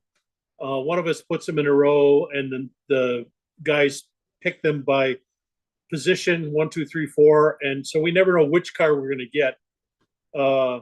And it works pretty well for us. That way eliminates my getting the best choice of the fastest car, and it's fair that way. And if we do have any problems as far as somebody being like 3 or 4 tenths off, we'll try to compensate by using fuel and burn rate of fuel to give them a better chance to do it. And that's worked out pretty well. That Ferrari that Shiggy had was a Scale X-Rick one. I have one with that car with the BOP on it, Bounce of Performance. So that works out pretty well. And the Polycars were great fun. I love those cars. They just are wonderful to drive. They're all pretty much the same. The Lotus 23 doesn't seem quite as good as the other 2 that I have. The BRM seems to be the best of the bunch. I happen to have the BRM this time. So, but it's still close racing and a good time. And then for the third race, we had Group 5s, and I did some work on the 512 Berlinetta Boxer that I've got, the yellow one, and to my detriment, because Shiggy got it and kicked my butt. Although I have to say, I was using a Nissan. These are all sideways cars, the Group 5s, and they're all angle winders. And I really snatched defeat from the jaws of victory. I just blew it. But anyway, at least it prevented a sweep, which never is a good thing. And it was a good time. We all had a good time. The racing was close, especially in the Group 5. That seesawed back and forth quite a bit until the end. And there wasn't much difference between first and third. And the difference was my running out of fuel and missing a lap and a half. So that was my problem. So you got to pay attention. Anyway, Good fun, and we enjoyed it. So awesome. That's it. Good stuff. Thanks for sharing. And Brian, are you ready? If not, we'll move along. There you go. Hang on. Okay. Go ahead.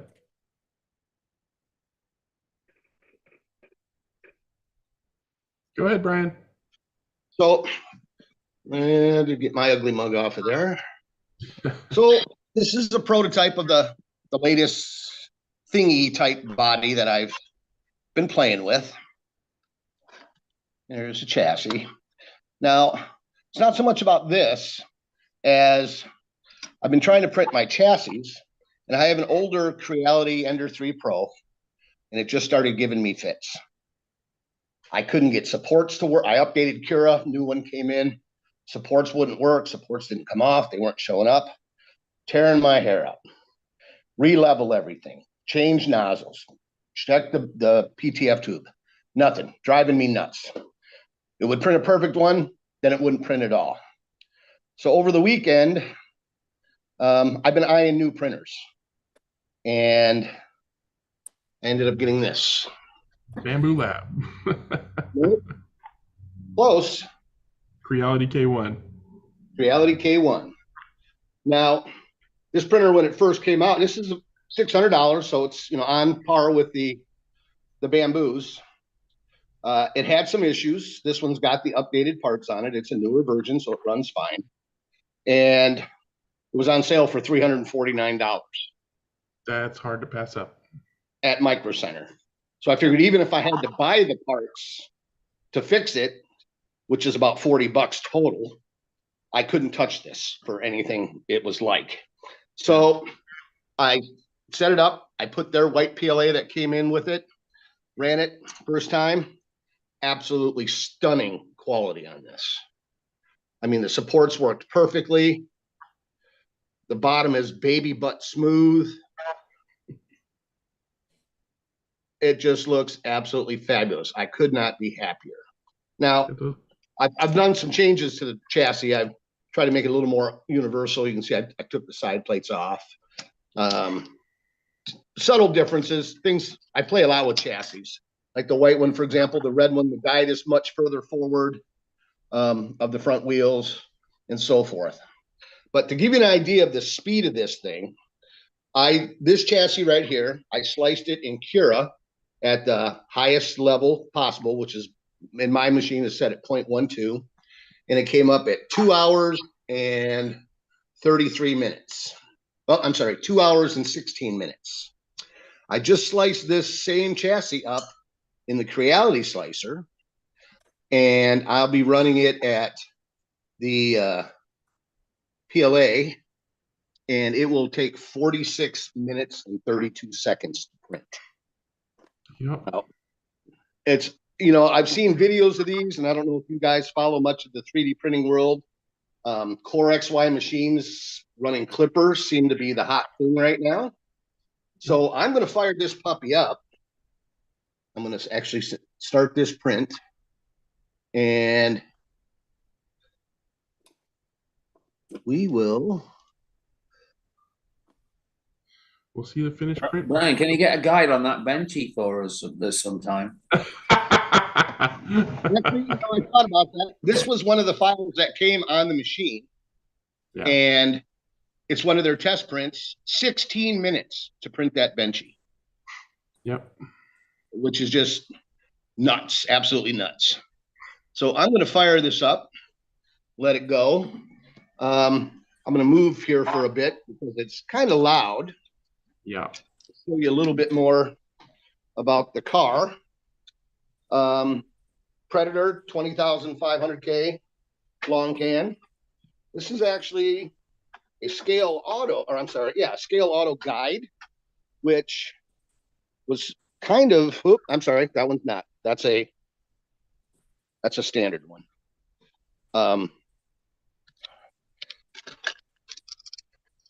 Professor motor, aluminum wheels, 15/8 on the front, 16/8 on the back. Actually, I think they're 15s on the front.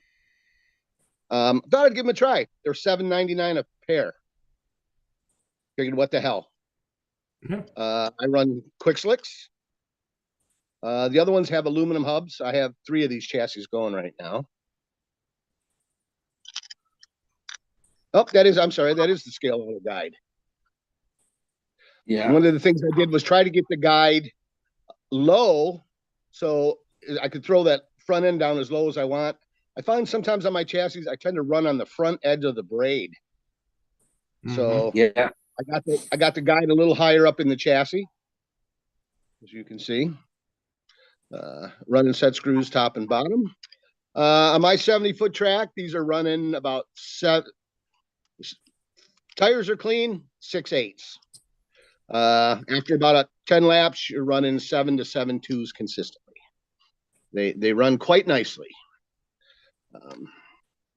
But again, under this lighting, you might be able to see the bottom of these chassis, just how, I mean, they're smooth. It's incredible.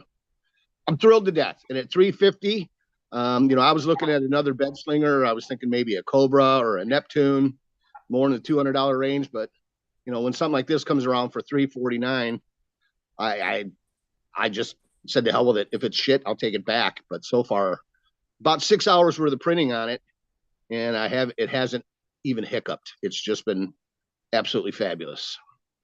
Cool. I actually went and printed a body.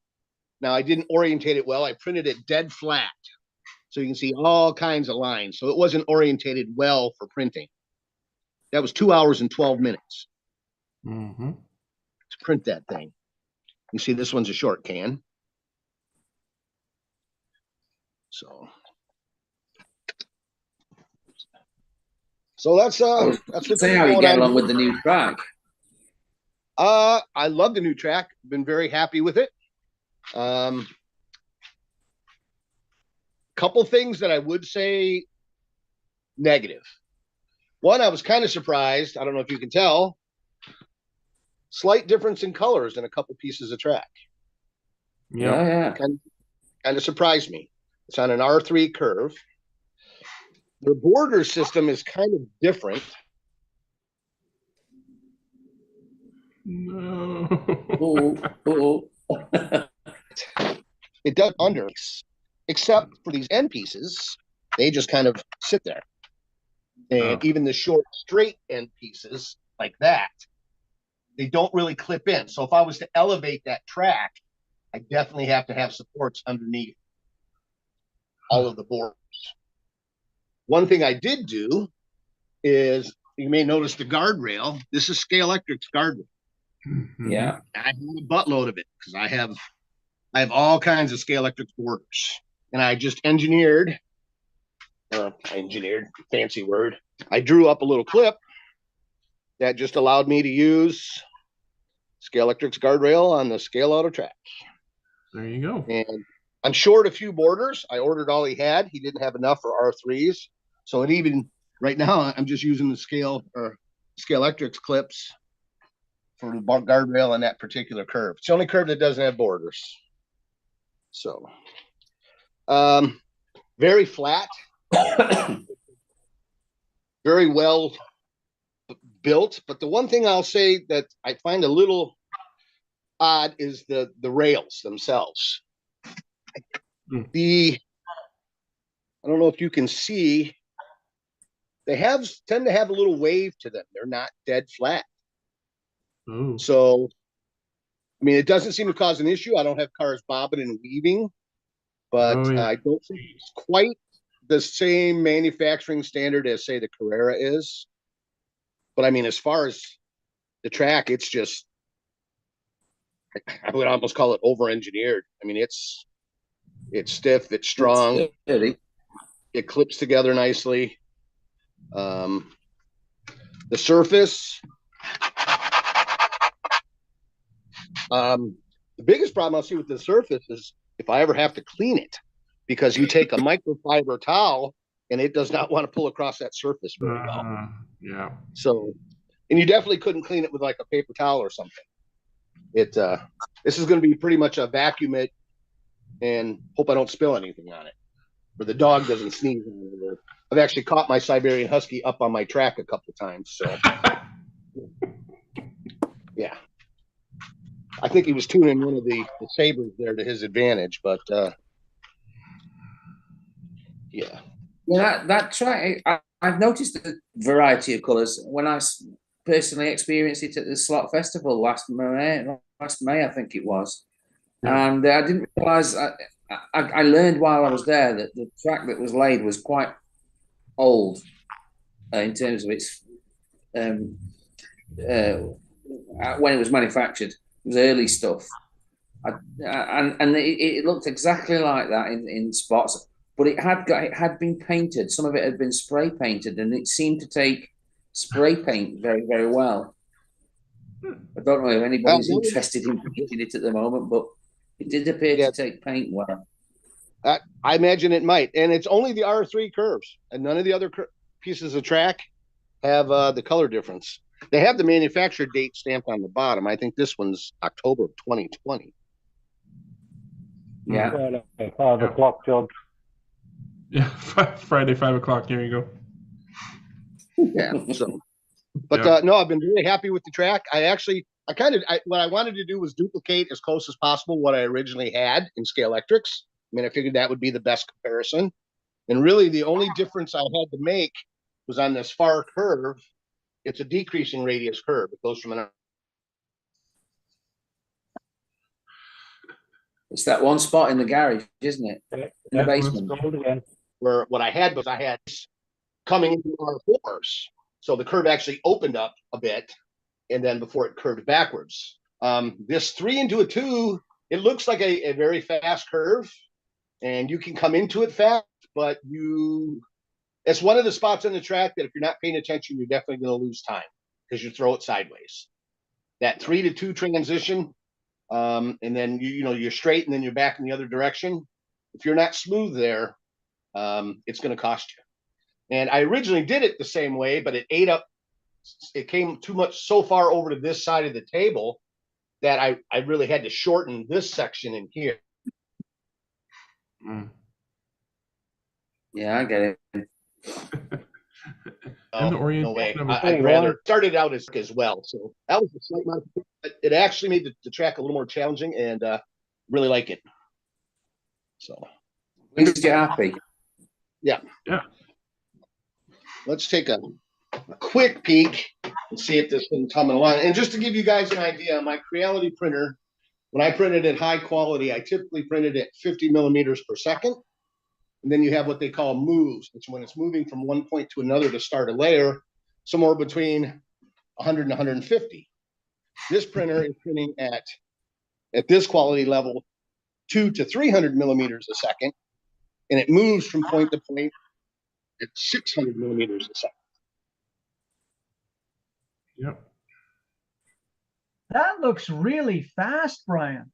That is Yeah, fast. and this is still on the first layer, so it's only printing at about 60 to 70.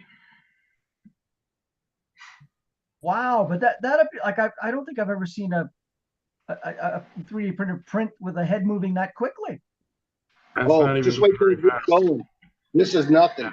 I mean, it almost looks fake when it's moving. It's hard to believe there's plastic coming out of the end of it. I should imagine you get really good layer adhesion with a good fast. I don't know. I'm supposing. And the bottom layer is print much slower. So you can actually tell it print the bottom layer. I think it prints the bottom layers on this at 80. And then it speeds up once it gets off the bottom layer because it wants good adhesion. But I said I'll pop it back on once it winds up, because I can tell you it's not going fast because it sounds like a weed eater when it's going full tilt because the pan. Yep. So I'll jump back to it here in a little bit. That's all I got. Yeah, when there have been fast printers more often recently, there's this whole thing called the speedboat race where it's been a challenge to print a 3D benchy like you showed earlier, the little boat. It's called a benchy because it's a benchmark print for a lot of people, as fast as possible with acceptable quality. And so there's guys running just, I mean, crazy fast and with all kinds of mods and stuff like that. And then and they do look fake when they're moving so fast. It's like, okay, well this has obviously been sped up. The video was taken and then sped up, but no. And then Bamboo Lab basically took all the progress from the community and Voron and RatRig and stuff like that and Core XY type printers and made their printer, which just completely, blew the market out of the water. And then Creality copied Bamboo to make the K1. And yeah, so easy, fast printers are more and more common these days. And they're cheap because they're coming from China. Well, I like the idea that it's not a bed slinger again, too. I did kind of want to get away from that.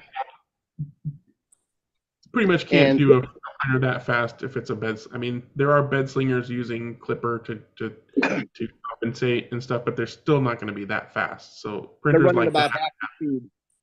They run about half. Most of them are advertising 200 to 300 tops. Yeah, ignore those numbers. They're just a lot faster. The numbers are a lot less meaningful when you really get down to brass tacks, but they're still super fast. They still cut print time way down, and the quality is still good. What the hell is a bed slinger? It's when the bed moves back. Yeah, the bed is moving back and forth. So they the bed's moving rather than just the head. Yeah. Yes. Yeah. So like I think you had an Ender 5, right, Dennis? I've got an Ender 5. So that's not a bed slinger. The bed moves up and down. But like Prusa i3, Creality, most of the consumer printers on the market are bed slingers because the bed is on the y-axis moving back and forth. The print head just goes side to side and up and down. Thanks for asking that question, Dennis. Yeah. Oh, I'm really good at those kind of questions. Bed slinger. These guys start with all this terminology, and I know nothing about it. That was Dennis's nickname in college. Yeah, bed slinger. And to be honest, when I started shopping for the printer, speed wasn't what I was after. I was interested in a machine that would auto level and do the mesh. I'm just tired of dealing with leveling by hand and everything else. My Creality didn't have a probe or anything on it. It served me fine for years. It's just gotten to the point where it's like there's better stuff out there, reasonable. It'll still see use, but this one does everything. I mean, it does an auto, it levels every time you start a print, unless you tell it not to. It takes about a minute and a half, and then it does a mesh. So it's been flawless first layers. And anyone that does any filament 3D printing, first layer is key to everything. Because if the first layer isn't right, the rest of them aren't going to be either. So I just happened to see the sale, and it was like, I was looking at spending somewhere between $250 and $300, and then I see this machine for $350. It's like it was a no-brainer for me. Well, talking about that, I've had this Ender 5 Pro. If somebody's looking for a printer, it's up for sale because I never use it. I bought it thinking I was going to get involved, and I found out, like Greg did, that that's another hobby altogether, and I don't have time for two hobbies. So I have an Ender 5 Pro that has probably only printed about 20 feet of filament in its life, and it has all kinds of extras on it, like it's got a leveling probe on it, and all the backing up for that. It's got tool steel nozzles. It's got all kinds of other goodies.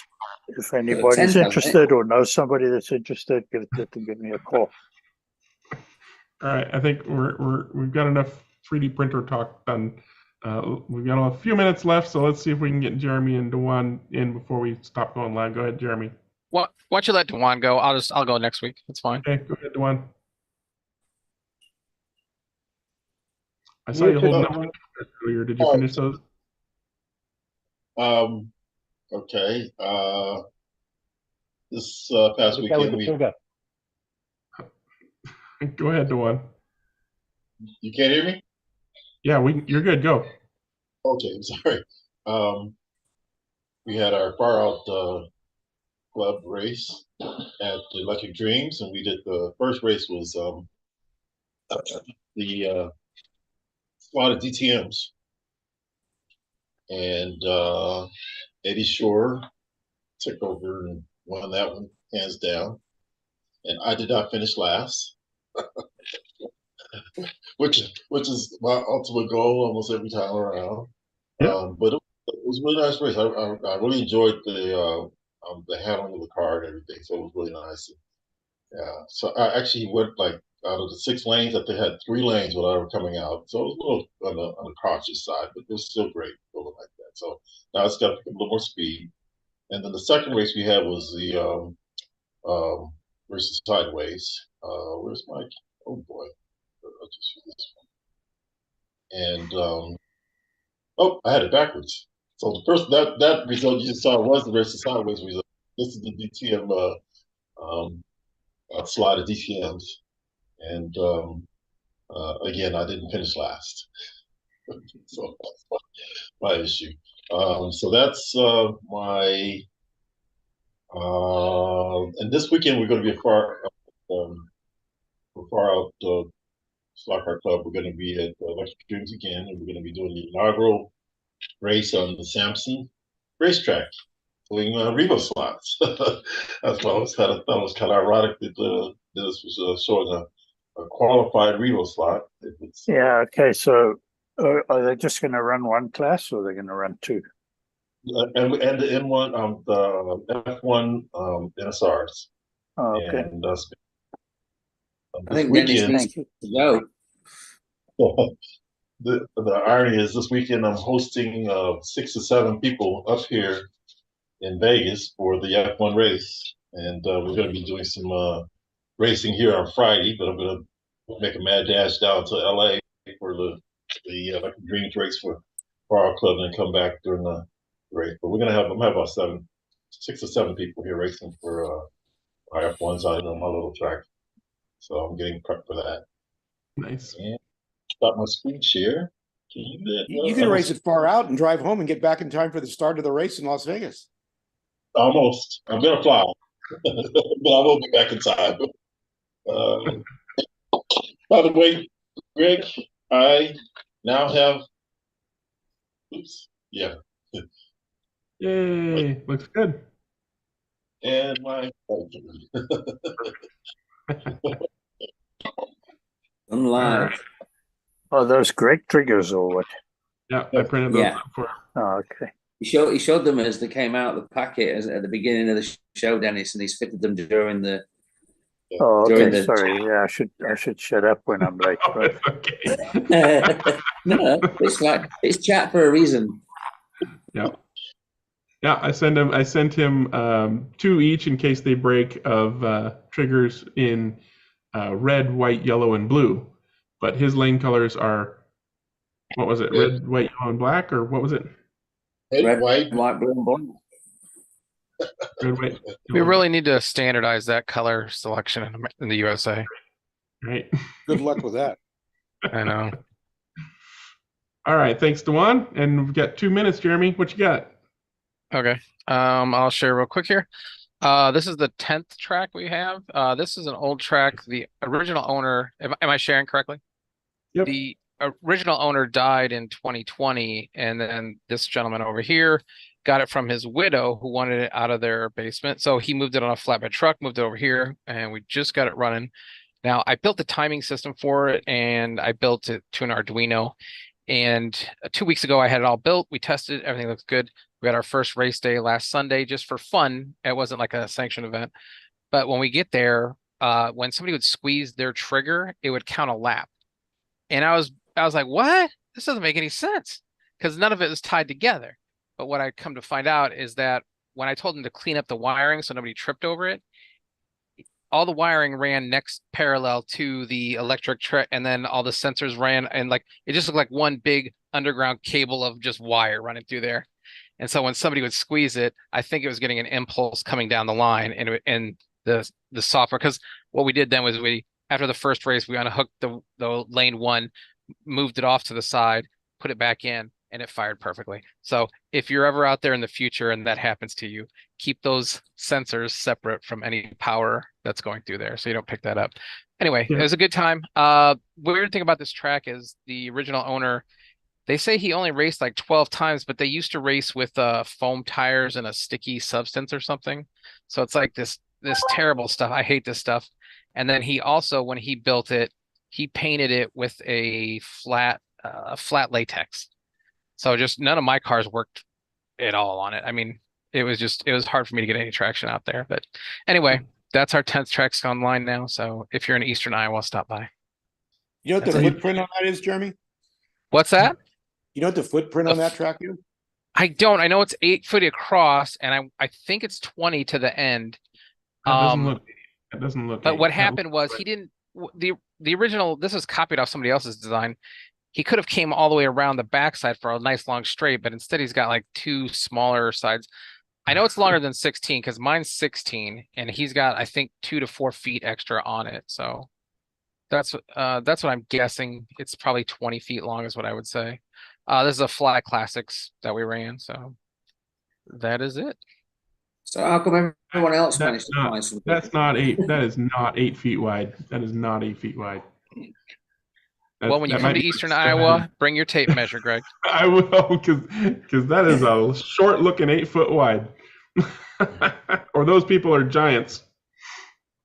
Well, have you been to Iowa?